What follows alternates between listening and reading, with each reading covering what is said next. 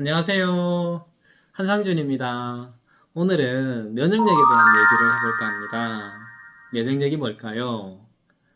외부로부터 들어온 병원군에 대응하는, 저항하는 힘이 면역력이라고 합니다.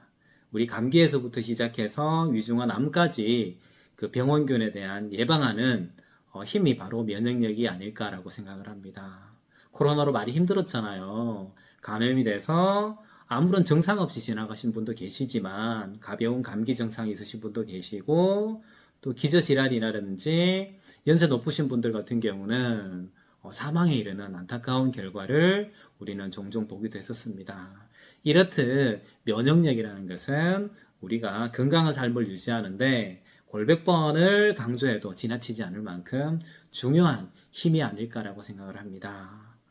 면역력이 충만한 사람, 팔팔한 건강한 몸을 가지고 있는 그 기본은 뭘까요? 바로 따뜻한 체온을 유지하는 것입니다. 환절기와 동절기에 보면 장례식장이 붐비고 사망률이 급증하는 걸 볼 수 있어요. 그 이유가 뭘까요?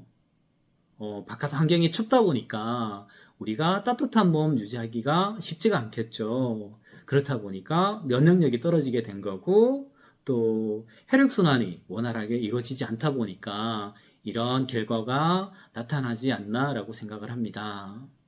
우리 몸은 자연의 법칙을 따릅니다. 정글에서 사자가 인플라를 사냥할 때 건강한 인플라를 사냥을 할까요? 아니면 뭐 새끼 인플라라든지 좀 약한 동물을 사냥할까요? 질병도 마찬가지거든요. 우리가 면역력이 충만할 때는 이 질병이 들어올 틈이 없겠죠. 우리가 아프지 않고 건강한 삶을 유지하기 위해서는 질병에 대한 면역력을 높이는 게 반드시 필요합니다. 그러기 위해서는 어떻게 따라가 줘야 될 게 우리 체온을 따뜻하게 유지하는 게 기본이겠죠. 본 영상은 우리 체온을 따뜻하게 유지하기 위한 여러 가지 방법 중에서 식초와 생강을 이용해서 우리 몸을 따뜻하게 유지해서 그리고 면역력을 높이는 방법에 대해서 알아볼까 합니다. 동의보감에 보면 식초는 그 성질이 따뜻하고 독이 없으며 맛이 시고 어혈을 풀어주고 결기를 방지한다고 나와 있습니다. 여기에서 우리가 주목할 것은 그 따뜻한 성질이거든요. 생강도 마찬가지 따뜻한 성질입니다. 또 생강의 주성분인 진저롤 성분은 피를 맑게 하고 혈액 흐름을 촉진하다 보니까 감기라든지 기관지 예방에도 좋은 재료죠. 이렇게 따뜻한 성질의 식초와 생강이 만나게 되면 그 시너지 효과가 1 더하기 1은 2가 되는 게 아니라 1 더하기 1은 100이 될 수도 있는 겁니다. 손발이 차거나 아랫배가 찬 여성분들 많으시죠. 쉽게 감기에 걸리고 또 피로회복도 잘 안되고 연세 많으신 어르신분들께서는 본 영상 꼭 주목해 주셨으면 좋겠어요. 따뜻한 성질의 식초와 생강을 이용해서 정말 쉬운 생강식초 만드는 방법을 안내할 것입니다. 그리고 그 생강식초의 활용법, 섭취 방법을 안내를 해서 정말 내 몸을 따뜻하게 체온을 유지해서 면역력 증진에 도움이 될 수 있도록 그렇게 해서 건강한 삶을 누릴 수 있도록 안내할 것입니다. 생강으로 식초를 만드는 방법은 여러 가지 방법이 있습니다. 여러 가지 방법 중에서 제가 대표적인 거 2가지 방법을 알려드릴까 합니다. 첫 번째는 뭐냐면 우리 이 생강을 이용해서 생강 자체로 술을 빚어요. 생강술을 빚는 거죠. 이 생강술을 가져다가 초산 발효시켜서 식초가 되는 방법이 하나 있고요. 2번째 방법, 이제 저희가 진행할 건데 아주 쉬운 방법입니다. 만들어진 식초에다가 이 생강을 집어넣어서 침술해서 우러내는 방법이죠. 그러면 이 방법은 어떤 거냐면 우리가 리퀴르주 만들 때 보면 이거 인삼주 만들 때 인삼에다가 당금주를 부어서 인삼의 향을 이렇게 소주에다 우려내서 만드는 술이 있지 않습니까? 그 방법이거든요. 그러면 첫 번째 방법과 2번째 방법에 장단점이 있어요. 이거를 어떤 게 더 좋냐라고 이제 물어보신다면 이렇게 말씀드리기가 좀 왜냐하면 이거는 엄마가 좋아 아빠가 좋아 라는 그 질문과 비슷한 것 같아요. 하지만 제가 권해드리는 방법은 2번째 방법. 왜냐하면 첫 번째 방법 같은 경우는 생강을 이용해서 생강술을 만들어서 초산발효 시키는데 그 과정에서 술이 될 때 이렇게 막 끓어오르거든요. 끓어오르고 또 초산발효 되는 과정도 마찬가지고 그 과정 중에서 생강의 고유한 진저롤 성분이라든지 이런 부분이 휘발되는 경우도 있습니다. 그래서 두 번째 방법 어떻게 좋은 식초에다가 그리고 이 생강을 넣어서 침출해서 우러내는 방법을 권해드립니다. 방법도 쉽고요. 그래서 두 번째 방법을 쓰면 이 생강의 진저롤 성분을 이렇게 뭐라고 해야 되나 이렇게 고스란히 이제 우려낼 수 있는 좋은 방법이죠. 쉽기도 하고요. 준비물은 생강식초의 준비물은 뭘까요? 식초와 생강 이 두 가지만 있으면 됩니다. 준비물도 쉽고 그리고 침출해서 우려내는 방법에서 또 여러 방법을 쓸 수가 있습니다. 생강 자체를 통째로 넣어서 우려내는 방법 그리고 두 번째는 얘를 이렇게 채 썰어서 넣어서 우려내는 방법 하나는 막 갈아서 이렇게 넣어서 우려내는 방법이 있는데 또 얘도 마찬가지 통째로 넣으면 추출해서 우려내는 시간이 오래 걸리겠죠. 그리고 또 막 갈아서 넣으면 침출해서 우려내는 시간이 짧아지겠지만 또 깊은 맛이 좀 부족할 수 있고 그래서 저희는 우선 여기에서 어떻게 채를 썰어서 우려내는 방법을 선택하도록 하겠습니다. 방법 너무 쉬워요. 만들어진 식초에다가 생강을 깨끗이 씻어서 채 썰어서 넣어서 우려내기만 하면 되거든요. 기간은 얼마고 그리고 우려내는 생강의 양은 얼마일까? 기간은요, 채를 썰었을 때 한 10일 정도면 될 것 같습니다. 그리고, 생강 양은 얼마나 될까? 식초 양의 대략 20에서 30% 정도 넣으시면, 적당한, 정말 그 생강향이 진하게 우러나는 생강식초를 만나볼 수 있지 않나 싶습니다.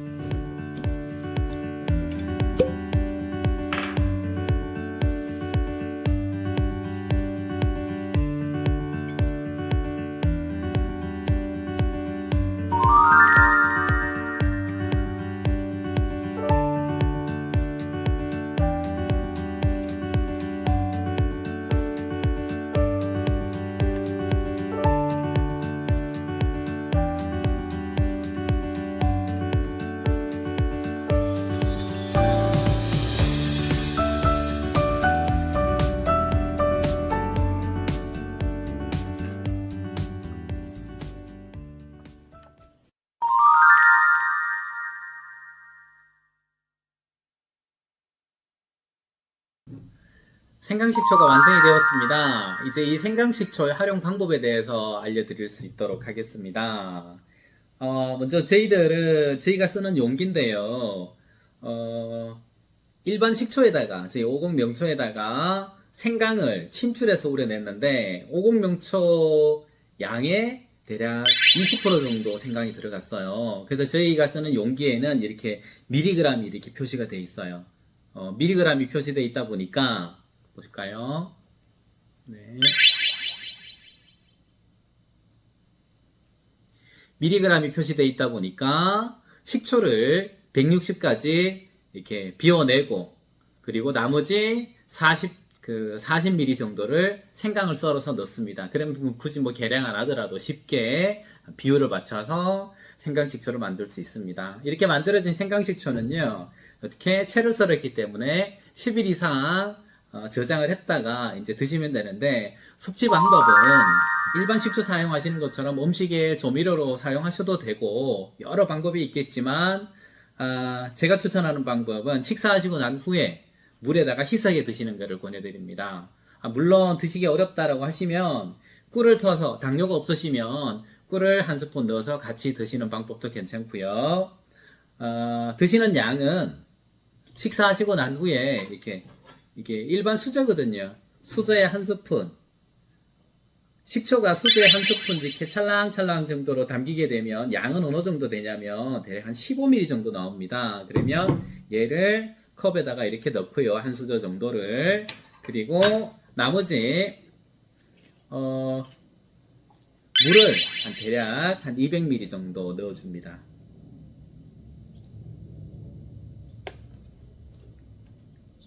(10배) 이상, 10배에서 20배 내 입맛에 맞도록 물은 희석하시면 될 것 같아요. 그리고 난 후에 식사를 하시고 난 뒤에 드시는 거죠. 마시면 됩니다.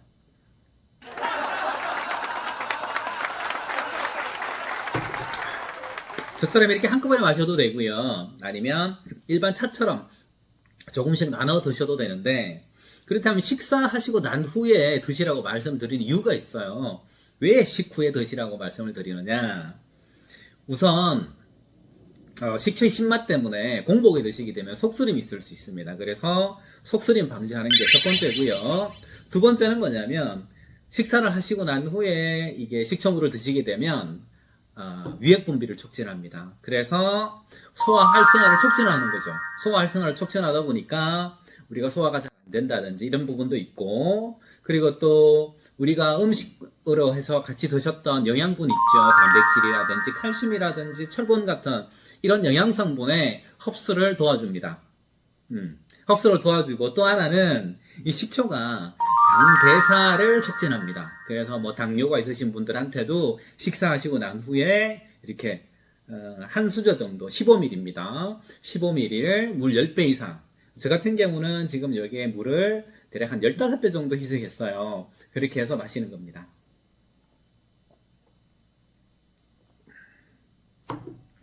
그런데도 나는 속쓰림이 좀 있는 것 같아. 그러면 식초 양을 좀 줄이세요.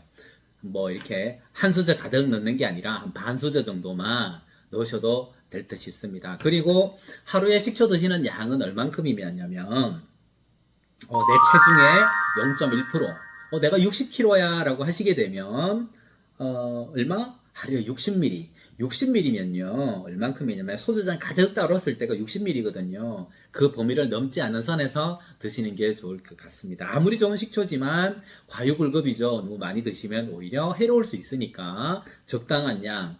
그래서 저는 식사하시고 난 후에 요 수저 한 스푼 요거 3번 드시기를 권해드립니다. 그러면 15ml 3번이니까 얼마? 45ml 정도 나오겠죠, 하루에. 그러면 그 양을 드시면 좋을 듯 싶습니다. 나이를 먹어가면서 어떻게 우리 면역력은 점차 나이가 높아짐에 따라서 비례해서 떨어지게 되거든요. 그 이유는 뭘까요? 바로 우리 몸에 근육이라든지 지방이 이렇게 빠져나가지 않습니까? 키도 줄어들고. 그러다 보니까 우리 몸에서 어떻게 정상적인 체온 유지하기가 쉽지 않다라는 겁니다. 체온이 떨어지다 보니까 당연히 혈액순환이 잘 안 되겠죠. 혈액순환이 잘 안 되다 보니까 결국 면역력까지 떨어지게 되는. 그래서 제가 여러분 생강식초를 연세가 드신 분일수록 꼭 챙겨 드셨으면 좋겠다라고 말씀을 드리는 겁니다. 나이가 어린 사람도 젊은 사람도 마찬가지입니다. 바깥에 추운데 바깥에 오래 활동하다 보면 어떻게 될까요? 혈액 흐름이 원활하지 못하죠. 그래서 집에 들어가서 따뜻한 물로 샤워를 하다 보면 혈액순환이 막 되는 겁니다. 막 되면서 어떻게 기력이 회복되는 걸 바로 느낄 수 있죠. 이렇듯 다시 한번 강조합니다. 손발이 차시고 아랫배 차신 여성분들이나 아니면은 뭐 감기 달고 사시는 분들이나 아니면 연세 드신 어르신분들께서는 이렇게 생강식초 식사하시고 난 후에 한 수저 정도 요거 15ml입니다. 15ml를 물 몇 배? 10배에서 20배 사이, 저 같은 경우는 15배 정도 희석해 마셔요. 해서 어떻게 식사를 하시고 난 후에, 꼭 식사하시고 난 후에 한 잔 드셨으면 좋겠습니다.